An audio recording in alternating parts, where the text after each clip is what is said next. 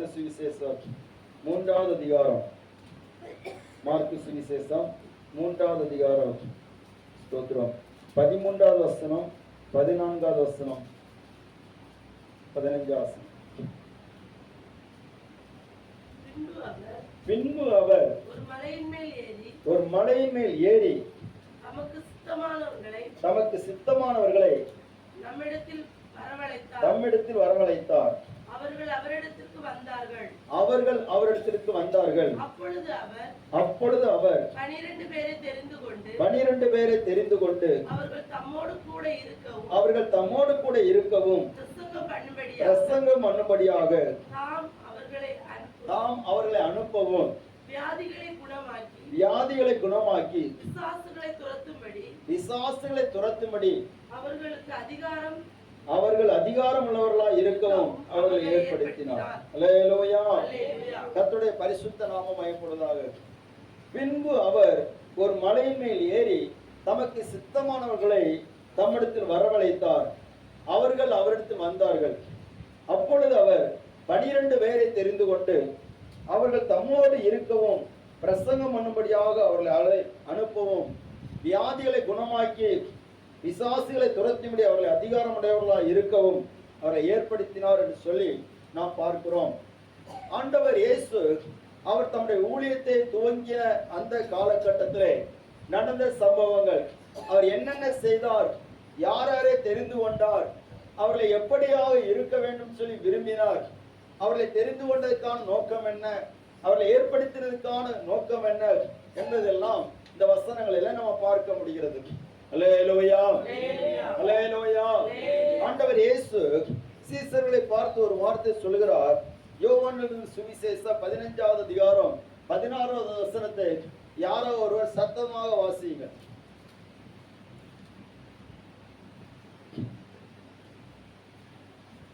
நீங்கள் என்னை தெரிந்து கொள்ளவில்லை, நான் உங்களை தெரிந்து கொண்டேன். கொஞ்சம் நின்னுங்க. இந்த வசனத்தை எல்லாரும் எடுத்தீங்களா? எல்லாரும் சேர்ந்து வாசிப்போமா? எல்லாரும் வாயில திறந்து சேர்ந்து வாசிப்போம். ஸ்தோத்திரம். அந்த 2 லைனை மட்டும் வாசிக்கணும், எல்லாரும் சத்தமா. நீங்கள் என்னை தெரிந்து கொள்ளவில்லை, நான் உங்களை தெரிந்து கொண்டேன். ஒருத்தவனை சொல்லுவோமா? நீங்கள் என்னை தெரிந்து கொள்ளவில்லை, நான் உங்களை தெரிந்து கொண்டேன். அல்லேலூயா. இந்த வார்த்தை யார் சொல்லுகிறான்னா? இயேசு சொல்லுகிறார். இயேசு சொல்லுகிற வார்த்தை, நீங்கள் என்னை தெரிந்து கொள்ளவில்லை, நான் உங்களை தெரிந்து கொண்டேன். நான் உங்களை எதற்காக தெரிந்து கொண்டேன் தெரியுமா? நீங்க என்னோடு கூட இருக்கணும், நீங்க பிரசங்கம் பண்ணணும், நீங்க பிசாசுகளை துரத்தணும், வியாதிகளை குணமாக்கணும், அந்த அதிகாரம் உடையவர்களா நீங்க மாறணும். அல்லேலூயா, அல்லேலூயா. இது ஊழியக்காரர்களுக்கு பிரசங்கம் பண்ணக்கூடிய பிரசங்கம். இங்க நீங்க எங்களுக்கெல்லாம் சொல்ல வேண்டியது இல்லைன்னு சொல்லி யாரும் சொல்லக்கூடாது. கர்த்தர் உங்களை ஆசீர்வதிப்பார். பாருங்க, இயேசு தம்மோடு இருந்தவர்களை அவர் எப்படி நடத்தினார் என்பதை நம்ம இந்த நாள்ல பார்க்க போகிறோம். அப்போ அவருடைய முக்கியமான நோக்கம் என்னன்னா, அவரோடு கூட இந்த 12 பேர் இருக்கணும். எத்தனை பேர் இயேசுவோடு கூட வந்தார்கள்? ஆனா இவர்களை தேவன் பிரத்யேகமாக தம்மோடு கூட வைத்திருந்தார். அவரோடு கூட அவர் எங்கே தங்கியிருந்தாரோ அங்கே தங்கினார்கள். யோவான் 1வது அதிகாரத்திலே நீங்க பார்க்கும்போது, ஸ்தோத்திரம், யோவான் 1வது அதிகாரம்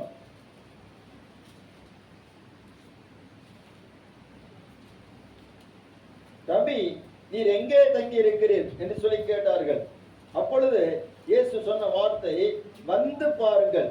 1வது அதிகாரம் 38, 39.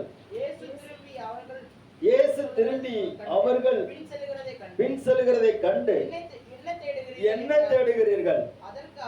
அதற்கு அவர்கள், ரபி எங்கே தங்கி இருக்கிறீர் என்று கேட்டார்கள். போதகரே என்ற அர்த்தமா? அவர் வந்து பாருங்கள் என்றார்.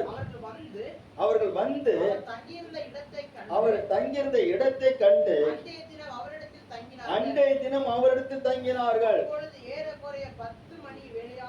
அப்பொழுது ஏறக்குறைய 10 மணி வேளையாக இருந்தது.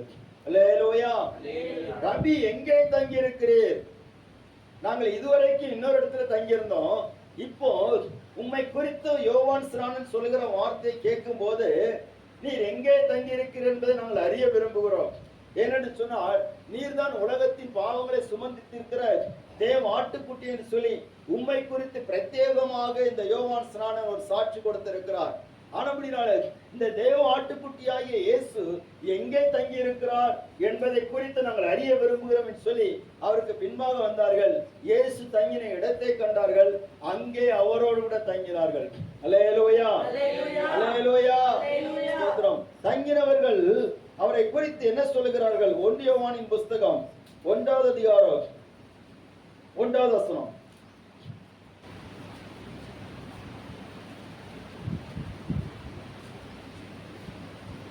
நீங்களும் எங்களோட கூட 1 யோவான் 1வது அதிகாரம் 1 வசனம்.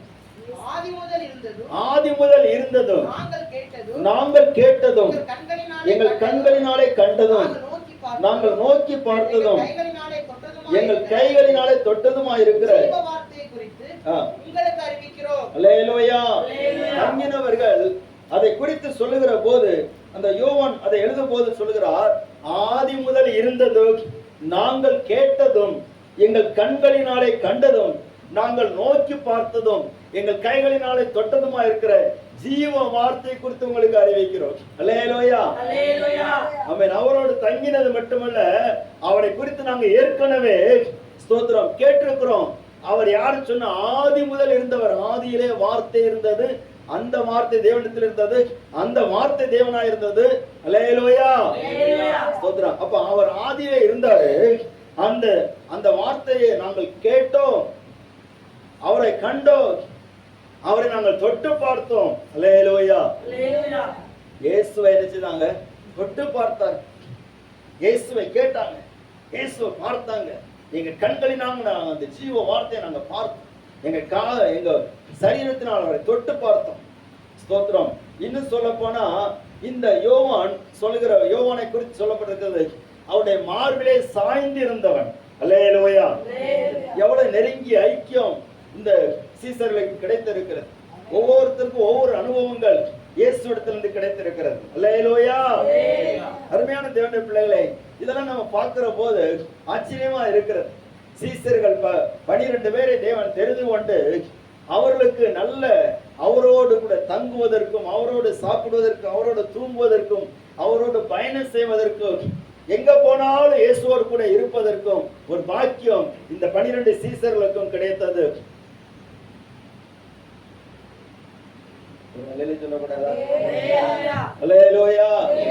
எல்லாரும் அப்படியே உம்முன்னு பார்த்துட்டே இருக்க கூடாது, சோத்திரம் பண்ணிட்டே இருக்கணும்.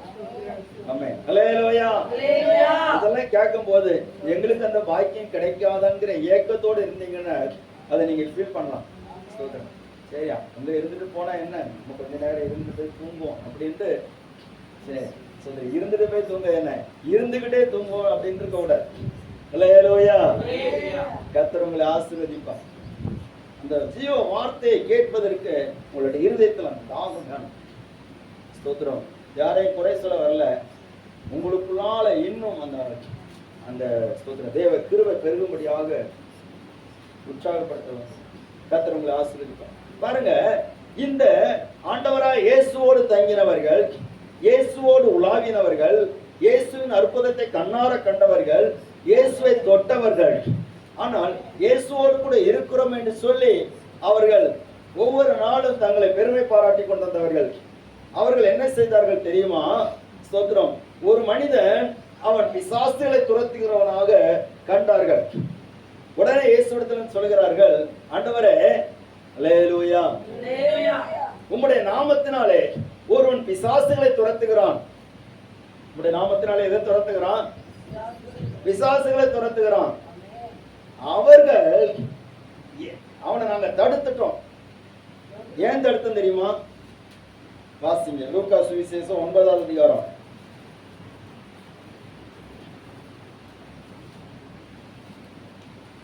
49வது அதிகாரம் 49வது வசனம். அப்பொழுது யோவான் அவரை நோக்கி, ஐயரே, ஒருவன் உம்முடைய நாமத்தினாலே பிசாசுகளை துரத்துகிறதை நாங்கள் கண்டு அவன் எங்களுடனே கூட எங்களோடு கூட உம்மை பின்பற்றாதவனாய் உம்மை பின்பற்றாதவன் ஆனபடினால் அவனை தடுத்தோம் என்றான். இயேசு என்ன சொன்னாரு? அதற்கு இயேசு, தடுக்க வேண்டாம், நமக்கு விரோதியாயிராதவன் நமது பட்சத்தில் இருக்கிறான் என்றார். அல்லேலூயா. கவனிங்க, இதே யோவான் தான் இயேசுவை தொட்டு பார்த்தவர், மார்பில சாய்ந்திருந்தவர், இயேசுவை ஸ்தோத்திரம் ரொம்ப நெருக்கமா இருந்து பார்த்தவர், எங்க போனாலும் இவர் கூட போவார். பேதுரு, யோவான், யாக்கோபு, இந்த 3 பேர் தான் எங்க போனாலும் இயேசுவோடு கூட போகிறவங்க, ரொம்ப நெருங்கி இருக்கிறவங்க. சிலவங்களை பார்த்தீங்கன்னா இயேசுவும் அவங்களும் ஒண்ணு மாதிரி தெரியும். அல்லேலூயா. அவங்க பேசுறது பார்த்தீங்கன்னா இயேசு இவங்களும் ஒரே ஸ்கூல்ல ஒரே கிளாஸ்மேட்டா உட்கார்ந்து படிச்ச மாதிரி இருப்போம் சொல்லுவாங்க. அல்லேலூயா. சந்தோஷமே இல்லையா? ஆமென். ஸ்தோத்திரம். இன்னும் சொல்ல போனா இயேசுவை இவர்கிட்ட கேட்டுட்டு தான் எல்லாம் செய்கிறது மாதிரி எல்லாம் சொல்லுவாங்க. நான் சொன்னாதான் ஆண்டவர் செய்வான் அப்படின்னு சிலர் சொல்லுவாங்க. ஸ்தோத்திரம். அல்லேலூயா. ரொம்ப நல்ல விஷயம். நம்ம சொல்றது அவர் செய்யறாருன்னா எவ்வளவு பெரிய காரியம். ஸ்தோத்திரம். நான்லாம் அப்படிப்பட்ட ஆட்களை கண்டாதீங்கன்னா கொஞ்சம் பயந்து அவங்களை கண்டாலே. ஸ்தோத்திரம். அல்லேலூயா. ஸ்தோத்திரம். கர்த்தர் உங்களை ஆசீர்வதிப்பாரு. பாருங்க, இந்த யோவான் வந்து சொல்றாரு, ஐயரே, ஒருவன் பிசாசுகளை துரத்தினான். அவன் எப்படி துரத்துறான் பார்த்தீங்கன்னா இயேசுவின் நாமத்தை சொல்லி துரத்துக்கிறான். நான் அவங்களை தடுத்துட்டு ஆண்டவரே, ஏன்னு சொன்னா எங்களோடு கூட உண்மை பின்பற்றல. அல்லேலூயா. யோவானுடைய அந்த ஆதங்கத்தை பாருங்க, எங்களோடு கூட உண்மை பின்பற்றல, அதனாலதான் நாங்க தடுத்தோம். அப்ப இயேசுக்குன்னா தடுக்க வேண்டாம், எனக்கு நம்முடைய விரோதியா இராம இருக்கிறவன் ஏன்னா நம்முடைய பட்சத்துல இருக்கிறான்னு சொல்லி இந்த யோவானுக்கு சொல்லுகிறார். அப்போ அவங்களுக்குள்ள ஒரு பெருமை இருந்தது, அவங்களுக்குள்ள ஒரு சிந்தை இருந்தது, நாங்க தான் பிசாசுகளை. அல்லேலூயா. சில ஊழியர்கள் அப்படிதான் இருக்காங்க, நாங்க தான் துரத்துவோம், விசுவாசி யாரும் பிசாசு துரத்தவே. அல்லேலூயா. எல்லாரும் முடிச்சுட்டு இருக்க பார்த்தேன்னா ஆமா அது உண்மைதான், அது ஊழியக்காரங்களுடைய பொறுப்பு, நம்ம அதை செய்யவே கூடாது. அல்லேலூயா. நாங்க ஒரு வீட்டுக்கு, அதாவது ஒரு பொண்ணுக்கு உடம்பு முடியல, பிசாசுக்கு ஒருத்தரம், அது அப்பதான் கல்யாணம் முடிஞ்சிருக்கு. ஸ்தோத்திரம். அந்த பையன் வந்து அந்த பொண்ணை கூட்டிட்டு சர்ச்சுக்கு வந்திருக்கான். இங்கெல்லாம் இன்னொரு இடத்துல நடந்த காரியம், நாங்க குடும்பமா போயிருக்கோம் அந்த இடத்துக்கு. அப்போ அந்த ஊழியக்காரர் ஜெபம் பண்றாரு. அது ஜெபம் பண்ண பார்த்தீங்கன்னா நமக்கு கோபமா வரும். ஸ்தோத்திரம். அவ்வளவு சூப்பரான வார்த்தையெல்லாம் யூஸ் பண்ணி ஜெபம் பண்ணுவார். ஸ்தோத்திரம். அல்லேலூயா. அதெல்லாம் நான் உங்களுக்கு சொல்லக்கூடாது. ஜெபம் பண்ணி அது போயிட்டு கடைசியில அங்கிருந்து போன் வருது, பாஸ்டர் அவன் வீட்டுக்கு சர்ச்சில் இருந்து வீட்டுக்கு வந்தோடனே அவன் மறுபடியும் ஆரம்பிச்சு சொன்னாரு, பிரதர் எனக்கு இப்போ கொஞ்சம் வேலை இருக்கு, அதனால கொஞ்சம் நீங்க கவனிச்சுக்கிடுங்க, நான் கொஞ்சம் கழிச்சு வரேன் அப்படின்னு. உடனே அந்த சகோதரன் என்ன பண்ணான்னா, இந்த பிள்ளையுடைய ஓத்திரம் தாங்க முடியாம வேற வழியில ஊழியக்காரரை கூட்டம் வரமாட்டேங்கிறாரு, அதனால அவரே ஜெபம் பண்ண ஆரம்பிச்சிட்டார்.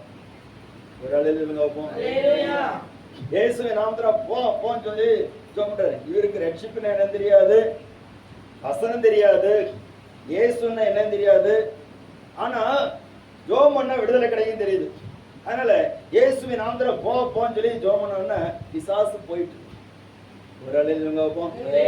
அல்லேலூயா. அப்போ நானும் அந்த ஊழியக்காரர் மட்டும் போய் அந்த வீட்டுல போய் ஜெபிக்க போயிருக்கிறோம். இந்த தியாயெல்லாம் போன போறோம்.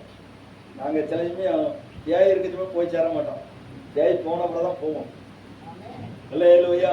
நல்ல ஊழியக்காரங்க. அடுத்தானே தியாய் இருக்க சமயத்துல போய் ஜெபம் பண்ணா நல்லது, தியாய் போன பிறகு வியாதி இருக்கும்போது ஜெபம் பண்ணா நல்லது. அவங்க நல்ல ஊழியக்காரங்க. வியாதி போன பிறகு போயாச்சுன்னா அவங்க எப்படிப்பட்ட ஊழியக்காரங்கன்ட்டு நிறைய பேர் கணக்கு போடுவாங்க. கர்த்தர் தாமே நடத்துவார்.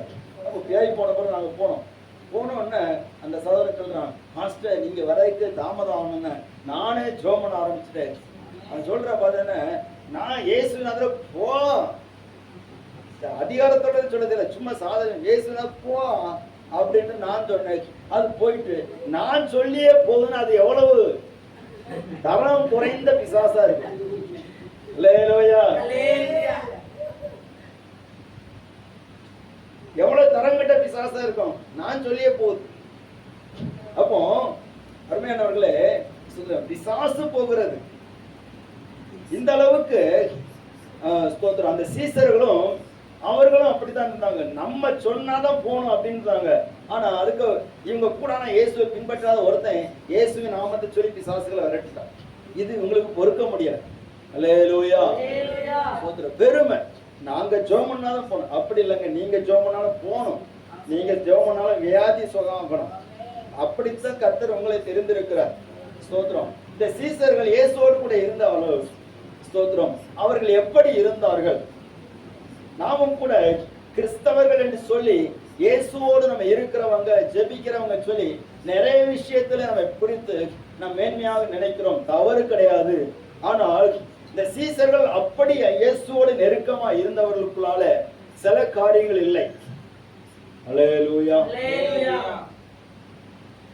சில விஷயங்கள் இல்லை, முக்கியமான காரியங்கள் இல்லை. அதான் விஷயம். அப்போ நம்ம கிறிஸ்தவங்க சொன்னாலும் ஆவிக்கிறவங்களா இருந்தாலும் நம்முடைய காரியத்துல நாம் இன்னும் ஸ்தோத்திரம் நம்முடைய வாழ்க்கையில பூர்ணப்படுத்த வேண்டிய சில காரியங்கள் இருக்கிறது. அல்லேலூயா. இதுக்கடையில ஒருத்தர் வந்து ஜெபம் பண்றான். இயேசுவிடத்துல கேட்டான், இயேசுவே நம்முடைய ராஜ்யத்துல வரும்போது எனக்கு எங்க ஒருத்தனுக்கு துணைத் தலைவருடைய பதவி வேணும். அல்லேலூயா. இன்னொருத்தனுக்கு செக்ரட்டரி பதவி வேணும். சோதரம். இது இப்ப பதவிகளுக்கு தான் சபைகள்ல அட்டி தட்டி நடக்கும். சோதரம். அப்படி ஜெபம் பண்றான். அடுத்தல இன்னொருத்தன் வந்து சோதரம், ஆண்டவரே காவலிலும் கட்டிலும் காவலிலும் நான் பின்பற்றி வருவேன். எவன் பின்வாங்கி போனா நான் போக மாட்டேன் ஆண்டவரே. நிறைய இந்த தீர்மானம் பண்றது ஆண்டவரே, உண்மை விட்டு எக்காரணம் கொண்டு நான் நினைச்ச மாட்டேன். அல்லேலூயா. ஒழுங்கா ஜெபம் பண்ணுவோம் ஆண்டவரே. ஆனா முடிஞ்சு. சரி, அப்போ இயேசுவோடு இருந்தவர்கள், இயேசுவோடு பழகினவர்கள், இயேசுவோடு புசித்தவர்கள், இயேசுவோடு எல்லா காரியங்களையும் செய்தவர்களுக்குள்ளால சில காரியங்கள் இல்லாமல் இருந்தது. சில விஷயங்கள் அறியாமல் இருந்தார்கள். சில காரியங்களில் அவர்கள் இடம் கொடுத்தார்கள். அல்லேலூயா. அல்லேலூயா. அதுதான் இந்த நாள் நம்ம பார்க்க போறோம். சில காரியங்களை அவங்க செய்யாம இருந்தாங்க. அப்போ அவரோடு கூட இருக்கிறவங்களுக்குனாலேயும் அப்படி இருக்குமா? இயேசு எத்தனை பேரோட இருக்கிறாங்கன்னு நிச்சயம் இருக்குது. ஒரு அல்லேலூயா. ஒருக்காவோட சொல்லுங்க, அப்ப இயேசு என் கூட இருக்கிறாருன்னு நிச்சயம் உள்ளவங்க கர்த்தர் ஆசீர்வதிப்பார். நான் இயேசுவோடு இருக்கிறேன்னு நிச்சயம் உள்ளவங்க ஒரு அல்லேலூயா. அல்லேலூயா. சந்தேகப்படக்கூடாது. சரியா? இயேசுவோடு நம்ம இருக்கணும், அவர் நம்மோடு கூட இருப்பார். அதுதான் வாழ்க்கை. இயேசுவோடு சேர்ந்திருப்பது என்ன பாக்கியம், இயேசுவிற்காக ஜீவிப்பதற்கு என்ன ஆனந்தம். இயேசுவோடு சேர்ந்திருப்பது என்ன பாக்கியம், இயேசுவிற்காக ஜீவிப்பது என்ன ஆனந்தம்.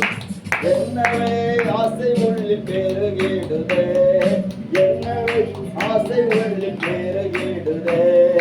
மன்னவாவும் கூட வாழை வாங்கிடுதே, மன்னவாவும் கூட வாங்கிடுதே. இயேசுவோடு சேர்ந்திருப்பது என்ன பாக்கியம், இயேசுவிற்காக ஜீவிப்பது என்ன ஆனந்தம். அல்லேலூயா. யோவான் எழுதின சுவிசேஷம் 14வது அதிகாரம்.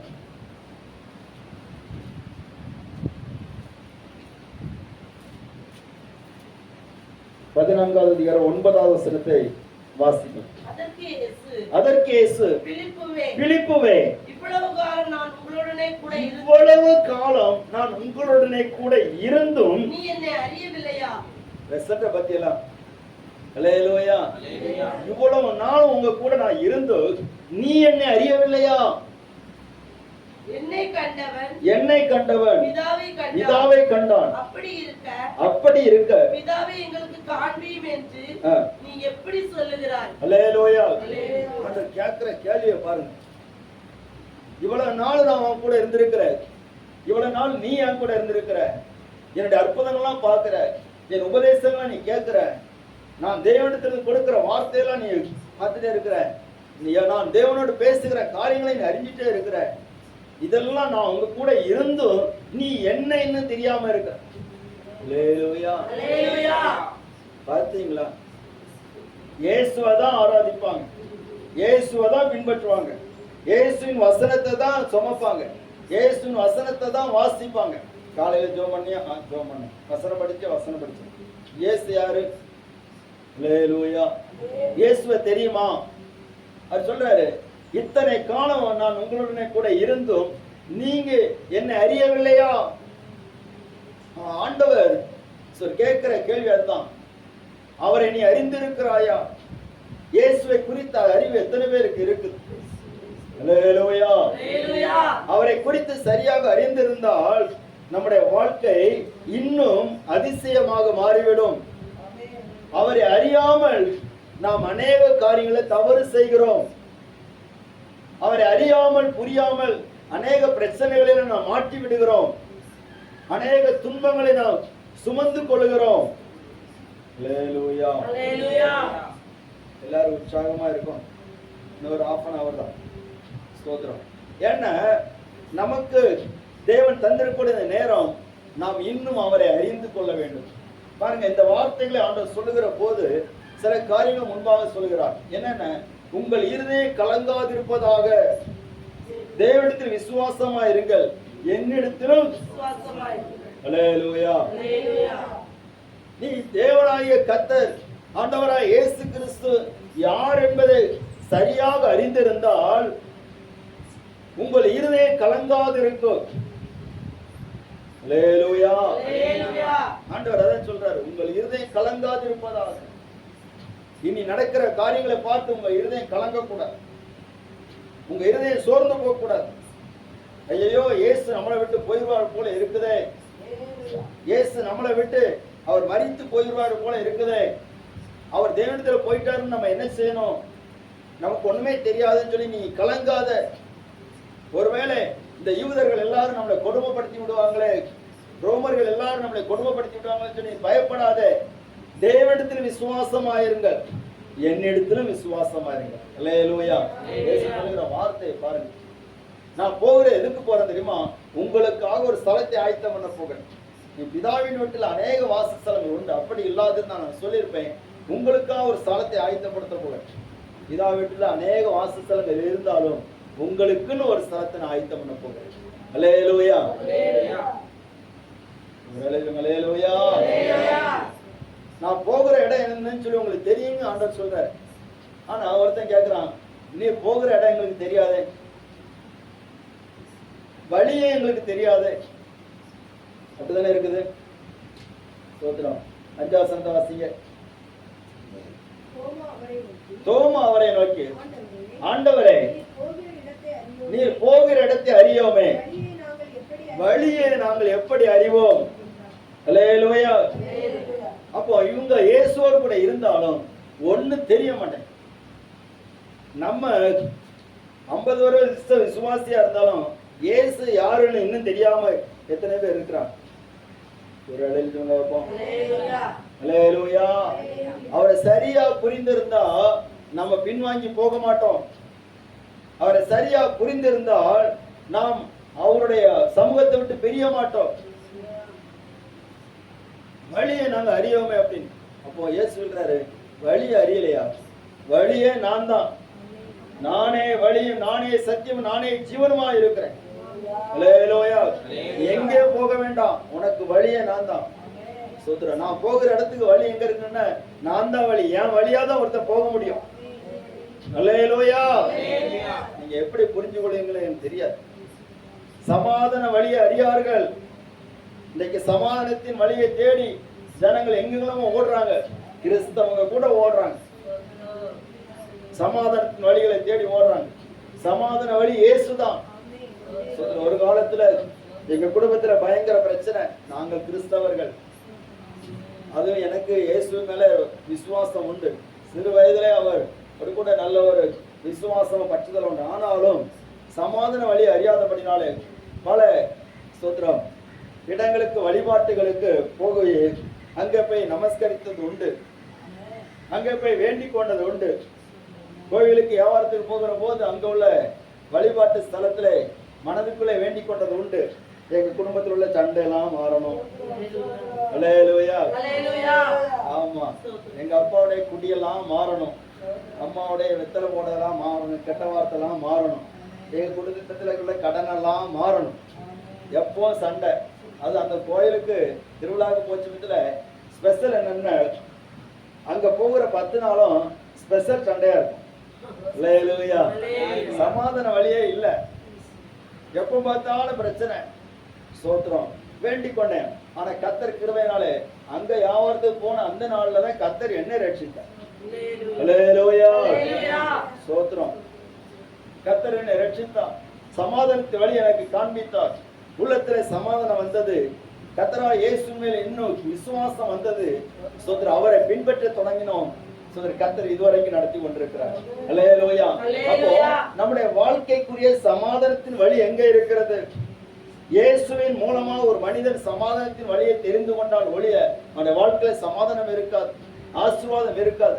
உனக்கு வழியே இயேசுதான். ஸ்தோத்திரம். இயேசுவை அறிந்து கொள். ஸ்தோத்திரம். இயேசுவை தான் நம்ம பின்பற்றி வாராமே இல்ல. ஸ்தோத்திரம். இன்னும் அவரிடத்தில் அறிய வேண்டிய காரியம் இருக்கிறது. அல்லேலூயா. என்னை கண்டவன் பிதாவை கண்டான் சொல்கிறார். அப்படின்னு சிலர் சொல்லுவாங்க, கடவுளை எங்க போய் பார்க்கறது? இயேசுவை நீ கண்டன்னு சொன்னா, உன் வாழ்க்கையில இயேசுவை கண்டன்னு சொன்னா அவரை பார்த்துட முடியும். அல்லேலூயா. இயேசுவை காண்பதற்கு உண்ட கண்கள் திறக்கப்படட்டும். இயேசுவை காண்பதற்கு உண்ட மனதின் கண்கள் திறக்கப்படட்டும். இயேசுவை கண்டால் பிதாவை காண முடியும். அவரை நேரடியாக யாரும் பார்க்க முடியும். ஏன்னு சொன்னால் அவர் யாரும் நேரடியா பார்த்து உயிரோடு இருக்க முடியாது. அல்லேலூயா.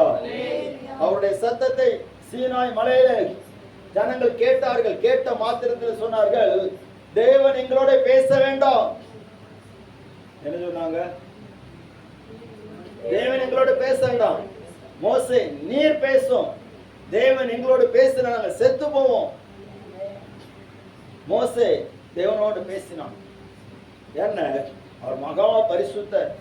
அவரோடு அவர் பேசுகிற சத்தத்தை யாரும் கேட்டு உயிரோடு இருக்க முடியாது. அவரை பார்த்து யாரும் உயிரோடு இருக்க முடியாது. அவர் அவ்வளவு பெரிய பரிசுத்தராக இருக்கிறார். மோசே உடைய மகிமை எனக்கு காண்பித்தருன்னு சொன்னான். அப்பொழுது கர்த்தர் சொல்கிறார், என் முகத்தை பார்த்து எவனும் உயிரோடு இருக்க முடியாது. நான் கடந்து போகிற போது என்னுடைய பின் பகுதியை நீ பார்ப்பாய் என்று சொல்லி நான் உனக்கா ஒரு இடத்தை நியமித்திருக்கேன்னு சொல்லி ஆண்டவர் மோசேக்கு தம்முடைய மகிமையை வெளிப்படுத்துகிறார். அல்லேலூயா. அந்த தெய்வத்தை யார் பார்க்க முடியும்? அந்த சராசரங்களை படைத்து ஆளுகிற அந்த சர்வ பூமிக்கு தேவனாகிய கர்த்தரை யார் பார்க்க முடியும்? இயேசுவை பார்த்தவர்கள் பிதாவாகிய தேவனை பார்ப்பார்கள். அல்லேலூயா.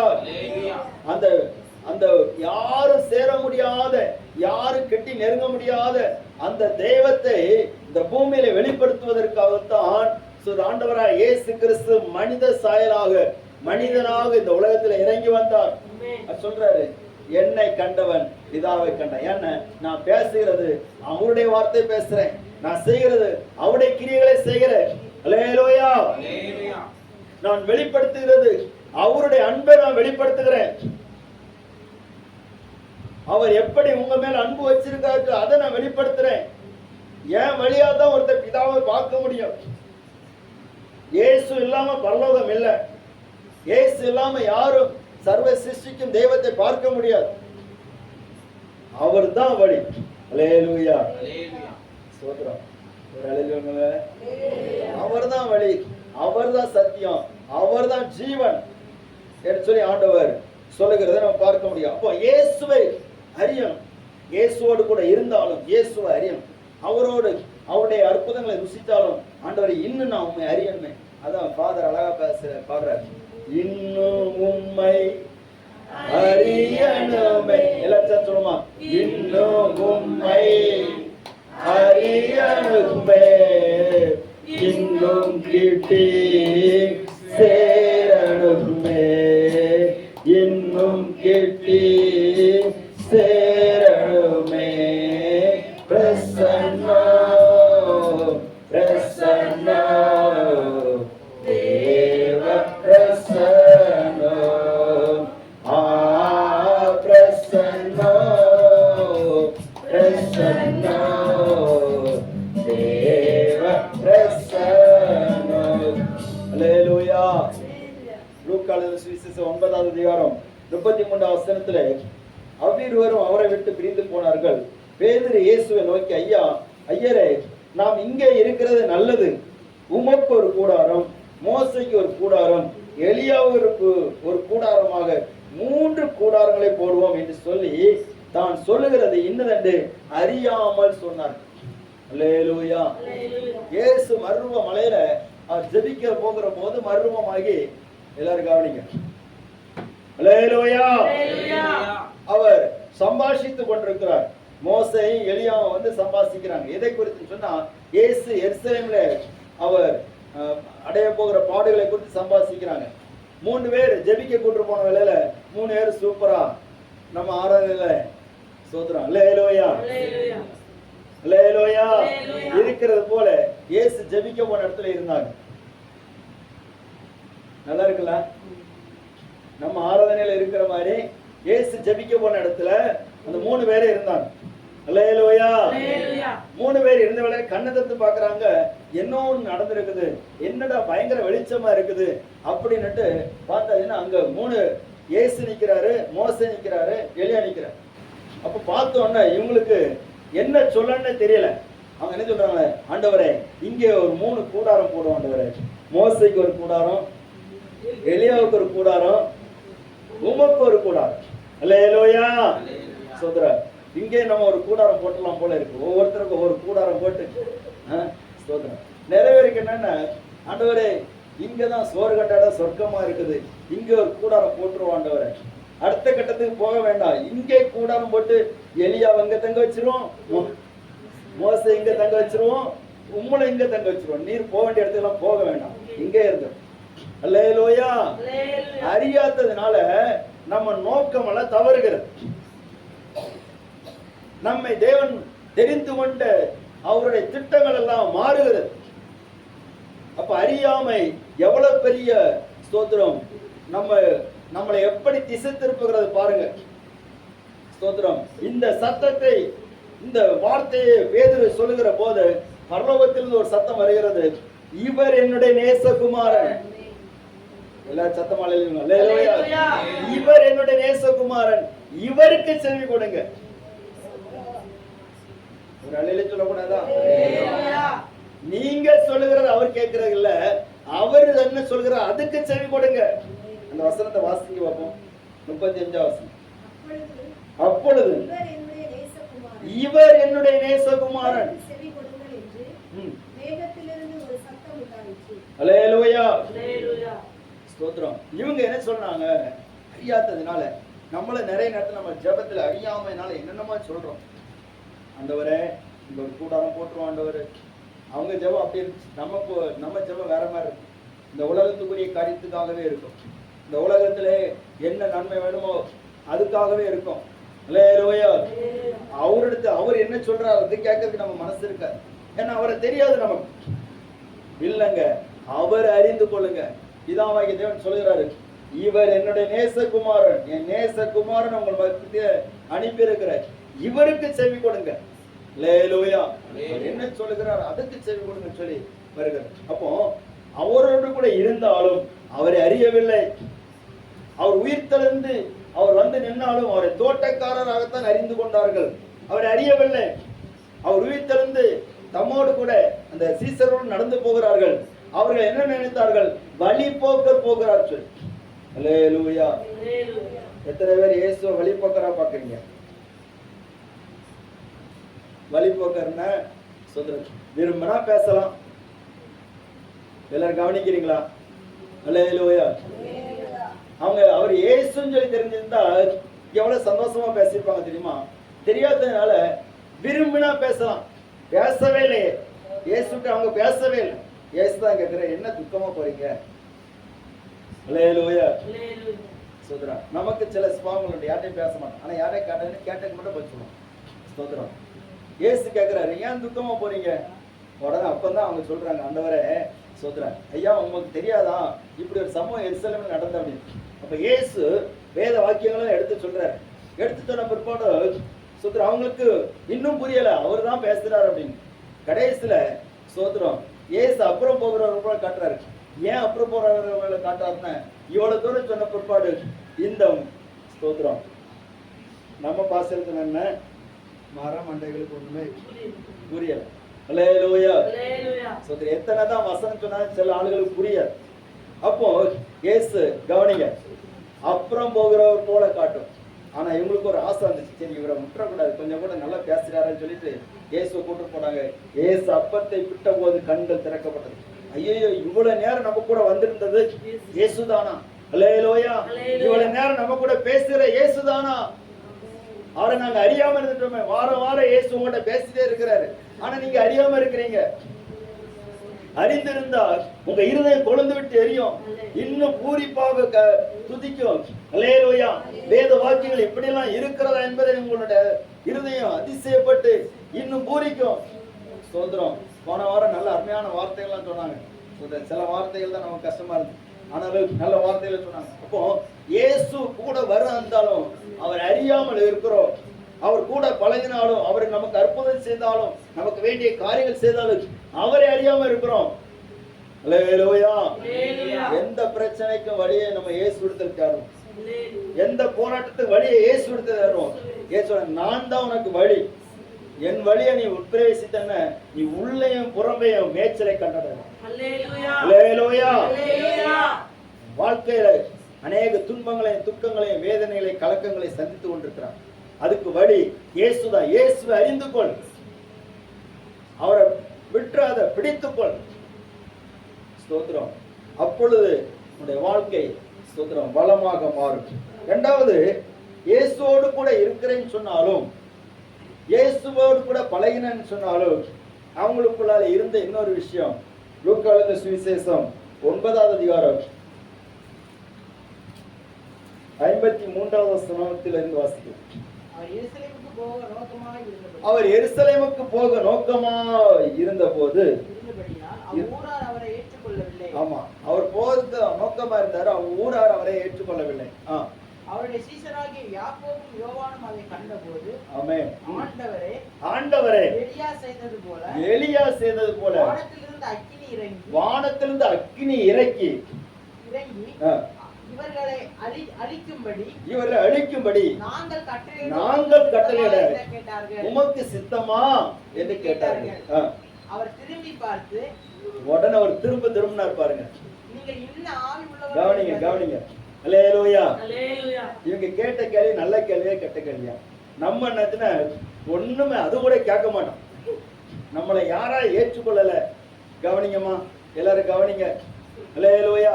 நம்மளை யாரா ஏற்றுக்கொள்ளல, நம்ம சொல்றதை யாராவது புரிஞ்சுக்கடல, நம்ம சொல்றதை யாராவது புரிஞ்சுக்கிடாம அதுக்கு ஏதாவது ஏத்து பேசுறாங்க, அப்படி ஏதாவது உண்டுன்னு சொன்னா ஏத்து பேசுறாங்க, ஏத்து செய்யறாங்க அப்படின்னு இருந்தேன்னா சொல்ற நம்ம இயேசுடத்தை கேட்கவே மாட்டோம். அன்னைக்கு சீசர்கள் இயேசுடத்தை கேட்டாங்க. ரொம்ப நெஞ்சில சாய்ந்து கிடக்கக்கூடிய யோவான் கேட்டாரு. இயேசுக்கு ரொம்ப அன்பான சீசன் யோவான் கேட்டாரு. இயேசுக்காக தலையை கொடுத்த யாக்கோபு கேட்டாரு. அல்லேலூயா. என்ன கேட்டாரு? ஆண்டவரே, எலியா ஒருக்கா செய்தார் தெரியுமா? பைபிள்ல இருக்குல்ல, என்ன செய்தாரு? அக்கினி இறக்கினார். ஸ்தோத்திரம். அதே போல இந்த ஊரார் அக்கினி இறக்கி அழிச்சிறதுக்கு, எரிக்கிறதுக்கு, அக்கினி இறக்கி எரிக்கிறதுக்கு நாங்க கட்டளையிட உமக்கு சித்தமான்னு சொல்லி, அல்லேலூயா, ஸ்தோத்திரம், அவங்க அப்படியே கேட்டாங்க. நம்ம அது கூட கேட்க மாட்டேன்னு சொல்றேன். ஸ்தோத்திரம். நம்ம கேட்க மாட்டோம். ஆண்டவரே, இவங்களை அட்டியும் ஆண்டவரே, அட்டியும் ஆண்டவரே, நான் சொல்றேன் கேட்க மாட்டேங்கிறாங்க. சில ஊழியக்காரங்களை அப்படி இருப்பாங்க, நான் சொல்றேன் கேட்காட்டா இவங்க குடும்பம். அல்லேலூயா. அப்படி இருக்கிறாங்க. இவங்களும் ஊழியக்காரங்க, அப்போ சிலர்னா ஊழியக்காரங்க தானே. இவங்க இப்படி சொன்னோன்னே இயேசு திரும்பி பார்க்கிறார். திரும்பி பார்த்து ஒரு திரும்பினார் பார்க்கணும். திரும்பிட்டு சொல்றாரு, நீங்கள் இன்னும் ஆவி உள்ளவர்கள் என்பதை அறியீர்கள் என்று சொல்லி அதட்டினார். அல்லேலூயா. அப்போ இயேசுவோடு இருந்தாலும் சில ஆவிகள் நமக்கு ஆலோசனை தரும். நல்லா கவனிங்க. அதனால தான் எல்லா ஆவிகளையும் நீங்க நம்பாம அந்த ஆவி தேவனால் உண்டாயிருக்கிறதுன்னு சொல்லி சோதித்து பாருங்கன்னு சொல்லி வேதம் சொல்லியிருக்கு. நம்ம எல்லாமே தேவ ஆவின்னு சொல்லி நம்புறோம். அந்த தேவ ஆவியா வேற ஆவியான்னு சொல்லி நமக்குள்ள இருந்து வெளிப்படுகிற அந்த வார்த்தைகள், சுபாவங்கள், கிரியைகள் வெளிப்படுது. அல்லேலூயா. ஒரு அல்லேலூயா. இவங்க செய்தது என்னது? இயேசுவே, இவங்க உங்களை ஏற்றுக்கொள்ள மாட்டாங்க. நீர் எவ்வளவு நல்லவர் அப்படித்தானே. நீர் எவ்வளவு நல்லவர், எவ்வளவு நல்லா பிரசங்கம் பண்றீரு, அவங்களுக்கு அப்பெல்லாம் கொடுக்குறீரு, அப்பம் இல்லாட்ட அப்பம் கொடுக்குறீரு, வியாதி இருந்தா சுகமாக்குறீரு, எல்லாம் பண்றீரு. உங்களை இவங்க ஏற்றுக்கொள்ளலையே, அது எப்படி ஆண்டவர்? அப்ப இவங்களை நம்ம காலி பண்ணிடுவோம் ஆண்டவர். இனி அல்லேலூயா, ஆண்டவர் யாரையும் காலி பண்ணுகிற ஊழியத்தை சீசர்களுக்கு கொடுக்கவில்லை. சோதரர் அதே போல யாரையும் காலி பண்ணுவதற்கு ஆண்டவர் நம்மளை வைக்கல. யார் சண்டைக்கு வந்தாலும் கூட அவங்களை காலி பண்ணுவதற்கு நம்ம முயற்சி பண்ணக்கூடாது. அல்லேலூயா. சில நேரத்துல வரும், வெட்டு 1 துண்டு 2 தான். இப்ப அப்படி செய்துடும், இப்படி செய்துருவாங்க. அதெல்லாம் வேற ஆவிக்கு வேலை. சரி, கிறிஸ்துவின் ஆவி அப்படிப்பட்ட ஆவி கிடையாது. சில கிறிஸ்தவங்க நல்ல கெட்ட வார்த்தை பேசுறாங்க. அல்லேலூயா. என்ன கெட்ட வார்த்தை பேசுறாங்க? என்ன கெட்ட வார்த்தை? நல்ல கெட்ட வார்த்தை பேசுறாங்க. அல்லேலூயா, சோதரம். அப்படியெல்லாம் இருக்கக்கூடாது.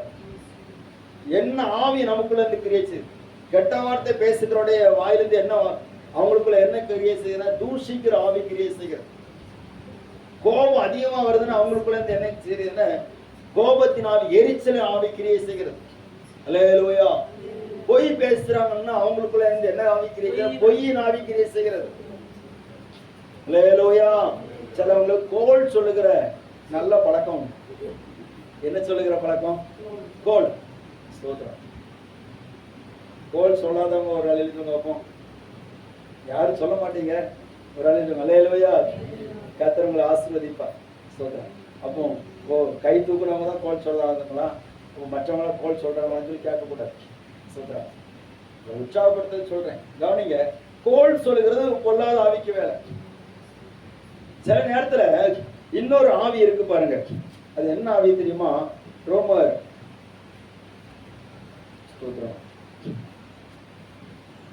8வது அதிகாரம் 6வது வசனம்.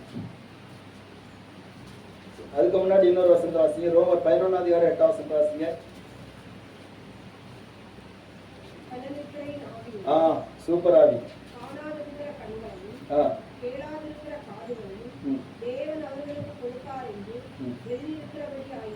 அல்லேலூயா. இது என்ன ஆவி? எத்தனை வசனம்? 11:8. என்ன ஆவி? கனநெத்திரேன் ஆவி. இது இருக்குதான், கனநெத்திரேன் ஆவி. ஸ்தோத்திரம். உங்களை சொல்லலைங்க, என்ன சொல்றேன் கவனிங்க. மாஸ்டர் அங்க ஆராதனை நடத்திட்டே இருக்கிறார். முழு ஜெபம் தான் சூப்பரா நடத்திருக்கா. பைபிள் காலத்துல வந்து ஆராதனையில உட்கார்ந்துருக்கேன். இங்க ஆராதனை தீ பறக்கிற ஆராதனையா இருக்குது. இங்க ஒரே உறக்கமா இருக்கு. சொல்றேன், உங்களை சொன்னா பரவாயில்ல, நீங்க கோவப்படுவீங்க, அதனால என்ன சொல்றேன். சொல்றேன், இங்க இருந்து பயங்கர கண் கறங்கிட்டே இருக்கு. பிடிச்சு பார்க்க ஒண்ணும் நிக்க மாட்டேன். கடைசியில ஒரு வைராக்கியத்துல இயேசுவின் நாமத்தினால கனநெத்திரேன் ஆவி வெளியே போன்னு சொன்னதான் உண்டு. அதுக்கு ஒரு உறக்கமே வரலங்க. அல்லேலூயா. அப்போ அந்த ஆவியை விரட்டாட்டா அது நம்ம கூட இருந்துட்டு வசனம் கேட்கும் போது உறங்க வைக்கும், ஆராதனை நடத்தும் போது உறங்க வைக்கும். சிலர் பாட்டு அனல் பறக்க பாட்டு பாடிட்டு இருக்கா, அது உறங்கிட்டு இருக்கும். அது பொல்லாத ஆவிக்க வேலைங்க. நீங்க நினைக்கிறது பலவீனத்தினால வருதுன்னு, பலவீனம் இல்ல, அது ஸ்பிரிட். சீசர்களுக்குள்ளான அந்த ஆவி கிரியை செய்கிறது. அப்ப என்ன ஆவி உள்ளவர்கள் நீங்க அறியீர்கள்.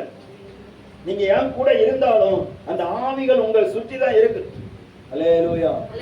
அது கண்ணுக்கு தெரியாது, ஆனா உங்க சுற்றிதான் இருக்கு. நீங்க ஆலயத்துல இருந்தாலும் வெளியில காத்து கொண்டு. அல்லேலூயா. சில சண்டையின் ஆவிகள், சண்டையின் ஆவிகள் ஆலயத்துல இருக்க சமாதானம் வருவாங்க, போகும்போது சண்டை போட்டுட்டே போவாங்க. சிலரை பார்க்க முடியும். அல்லேலூயா. கோபமா இருக்கான் இல்லைங்க. நான் எதுக்கு சொல்லன்னா, இயேசுவோடு கூட இருந்தாலும் கூட அன்னைக்கு அவங்களுக்குள்ள இல்லாது இருந்தது, அவங்களுக்கு பிரச்சனையா இருந்தது அவங்களுக்கு சொல்றேன். முதல்ல இயேசுவோடு கூட இருந்தாலும் இயேசு அங்க அறியவில்லை. ரெண்டாவது, இயேசுவோடு கூட இருந்தாலும் அவங்களுக்குள்ள ஆவி என்ன ஆவின்னு சொல்லி அவங்களால புரிஞ்சு கொள்ள முடியல. திடீர்னு கோபம் வந்துரு. பேதுருவை பாருங்க, திடீர்னு கோபப்பட்டுருவாரு, அவசரமா செயல்படுவாரு. சோதரம். அல்லேலூயா. ஊரார் ஏற்றுக்கொள்ளல. ஏற்றுக்கொள்ளாட்டா என்ன? ஆண்டவர் என்ன சொன்னாரு? ஒரு இடத்துல அவங்களை ஏற்றுக்கொள்ளாட்டா அந்த இடத்துல போய் சண்டை போடுங்கன்னு சொன்னாரா? அங்க இருந்து அடுத்த இடத்துக்கு போங்க. ஒரு ஆள் நீங்க சொல்றதை கேட்காட்டா அந்த ஆளை விட்டுருங்க, அடுத்த ஆள்கிட்ட போங்க. நம்ம என்னென்ன சோதரா, அவன் சொல்ல கேட்க மாட்டான், இவன் சொல்ல கேட்க மாட்டான், இவன் சொல்ல கேட்கவே மாட்டான். சோதரா சில இடத்துல பிள்ளைகள் கூட கேட்காதுதான். அல்லேலூயா. பிள்ளைகள் கூட கேட்க மாட்டேங்குது. உடனே சோதரம், ஆண்டவரே ஜோமுனமா எப்படி ஆண்டவரே பிள்ளைய அல்லேலூயா. சோதரம் ஒருத்தி அப்படிதான் ஜோம் பண்ணான், அப்படிதான் வந்து சொன்னான். பாஸ்டர் கேட்டார், ஏன் ஆராதனைக்கு வரலாடி? இல்லை முதல்ல பிள்ளை இல்லாத டைம்ல ஒரே ஜபம். பாஸ்டர் எனக்காண்டி ஜெபம் பண்ணுங்க. எதுக்கு ஜெபம் பண்ணணும்? பிள்ளை இல்லை, அதனால ஜெபம் பண்ணுங்க. பாஸ்டர் உபாசம் இருந்து ஜெபம் பண்ணி எடுத்து எப்படியா அவளுக்கு ஒரு பிள்ளை கிடைச்சி, பிள்ளை பிறந்துச்சு. இப்போ அந்த நாட்கள்லாம் முடிஞ்சு, அந்த பலவீன நாட்கள்லாம் முடிஞ்சு எடுத்து சோத்திரம் அவள் கொஞ்சம் தேறிட்டா, பிள்ளைய கொஞ்சம் தேறிட்டு இப்போ பார்த்தா இப்பவும் காணல. ஏன்? பிள்ளை வந்ததுன்னு அழுதுகிட்டே இருக்கும் பாஸ்டர், இடைஞ்சலாம் இருக்கும். இல்லைம்மா அதெல்லாம் ஒன்றும் பிரச்சனை இல்லை, குழந்தைன்னா அப்படிதான் இருக்கும், நீ வா. ஆனாலும் இவ அடுத்த வாரம் வரல. 3வது வாரம் போய் பார்த்தாரு. அவர் சொல்லிட்டாரு, பிள்ளைகளோட கடைஞ்சலா இருக்க, ஜெபம் பண்ணுவோம், ஒன்றும் பிரச்சனை இல்லை. ஜெபம் முதல்ல இடைஞ்சல பிள்ளை இல்லாதனால அது கஷ்டமா இருந்து ஜெபம் ஒன்றும் கிடைச்சு. இப்போ இடைஞ்சலா பிள்ளை இருக்குது, ஆண்டவரே ஜெபம் பண்ணுவோம், அவர் போட்டு தள்ளிடுவார். அல்லேலூயா.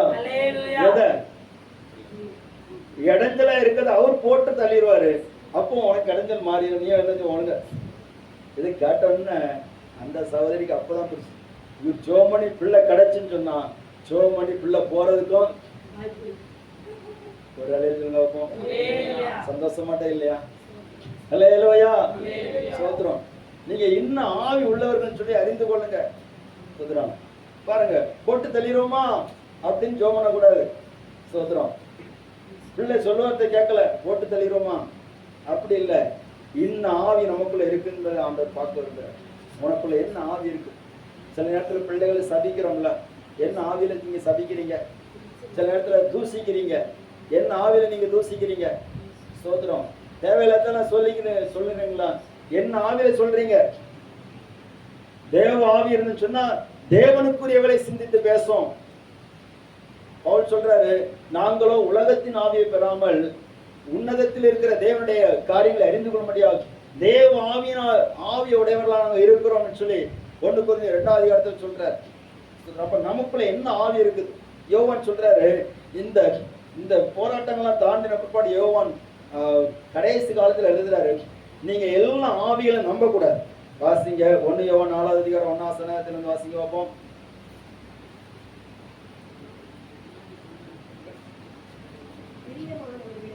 பிரியமானவர்களே,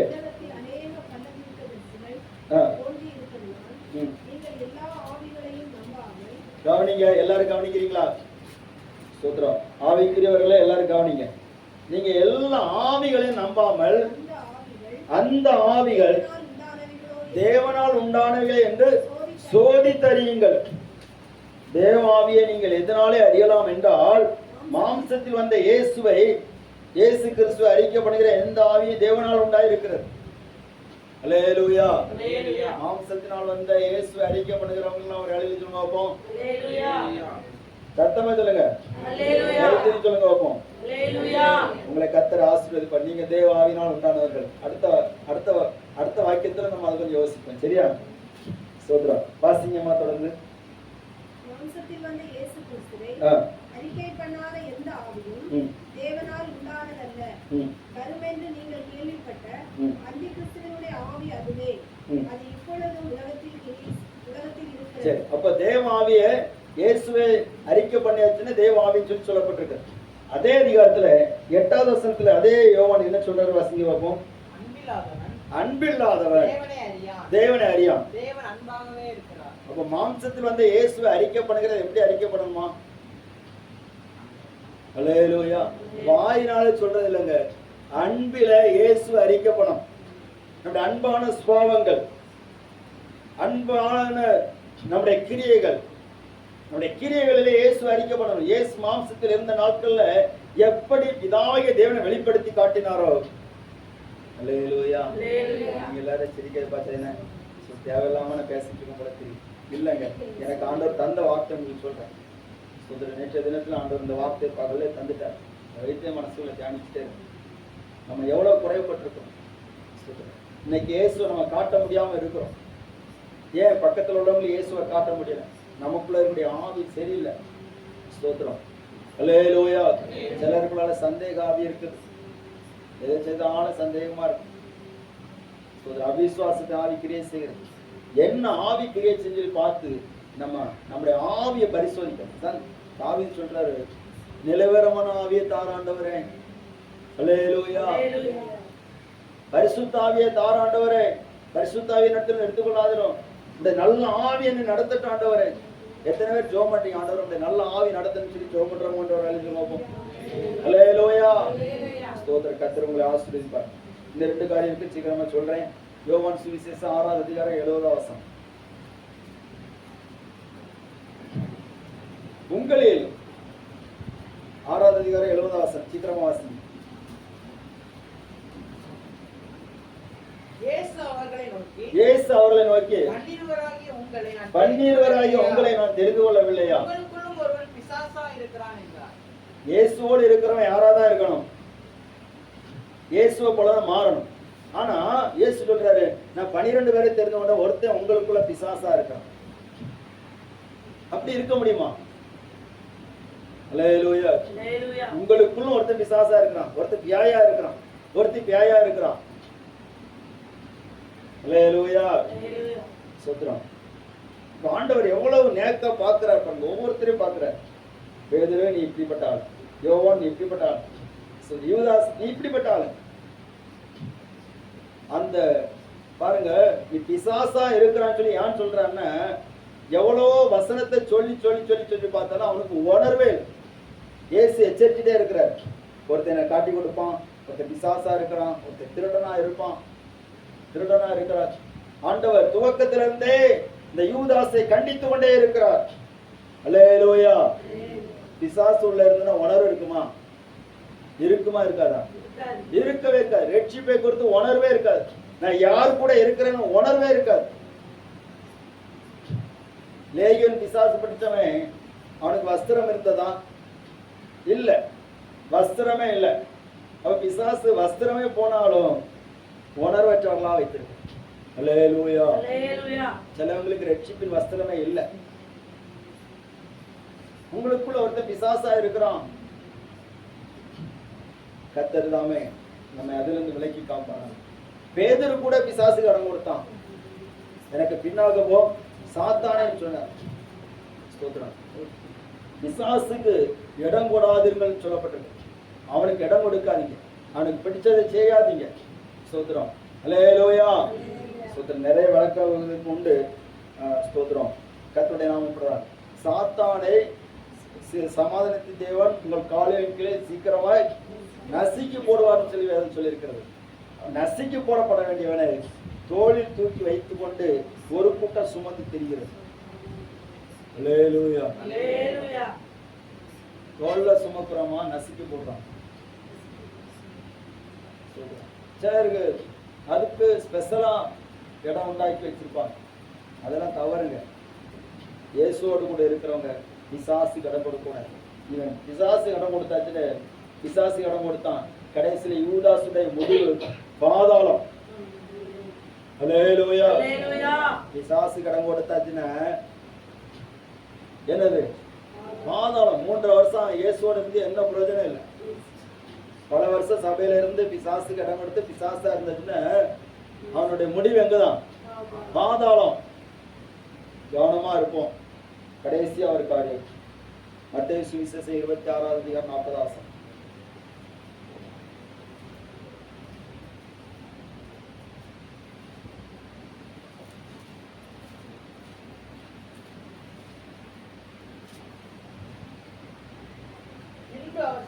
பின்பு அவர் சீசர்களிடத்தில் வந்து அவர்கள் நித்திரை பண்ணுகிறதை கண்டு பேதுருவை நோக்கி, அல்லேலூயா. பேதுருவை நோக்கி 1 மணி நேரமாவது என்னோட கூட விழித்திருக்க கூடாதா? என் கூட தானே இருக்கீங்க. நான் தானே உங்களை தெரிந்து உங்களை குறித்து எவ்வளவு பெரிய திட்டம்லாம் வச்சிருக்கிறேன். 1 மணி நேரம், ஜஸ்ட் 1 hour. அல்லேலூயா. வார சபையில அதான் சொல்லிட்டு இருக்கு, 1 மணி நேரமா ஜெபிக்க வாங்க.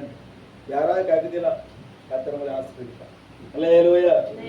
ஆண்டவர் அதான் கேட்கிற, 1 மணி நேரமா என்னோட கூட விழித்திருக்க கூடாதா? அப்ப இயேசுவோடு கூட இருக்கிறவங்க கூட ஜெபம் பண்ணாம இருந்ததை இயேசு பார்க்கிறார். அப்ப நம்மளும் நிறைய நேரத்துல தவறுகிறோம் பாருங்க. ஸ்தோத்திரம். ஒழுங்கா ஜெபம் பண்றோமா? காலையில ஜெபம் பண்றோமா? நைட்டு ஜெபம் பண்றோமா? ஜெபம் பண்ணாட்டாலே அவரோடு இருந்தாலும் அவரோடு இல்லைன்னு அர்த்தம். இயேசுக்குள்ளால இருந்தாலும் இயேசுவோடு இல்லைன்னு அர்த்தம் என்னன்னா, ஜெபம் பண்ணாட்டா அந்த மனுஷனுடைய வாழ்க்கை இருள் அடைச்சிட்டு சோதனைகள் நிற்க மாட்டான். ஆண்டவர் நம்மிடத்தில் எதிர்பார்க்க காரியம், 1 மணி நேரமா என்னோட கூட இருந்திருக்க கூடாதா? எல்லாரும் ஜெபம் ஜெபம் பண்ணாதான் இயேசுவுக்கு முன்னாடி நிற்க முடியும். எல்லாரும் ஜெபிக்கலாம். ஸ்தோத்திரம்.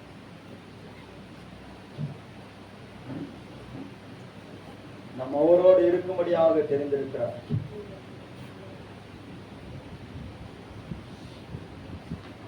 நம்ம அவரோடு கூட இருந்தாதான் அவருடைய அற்புதத்தை காண முடியும்.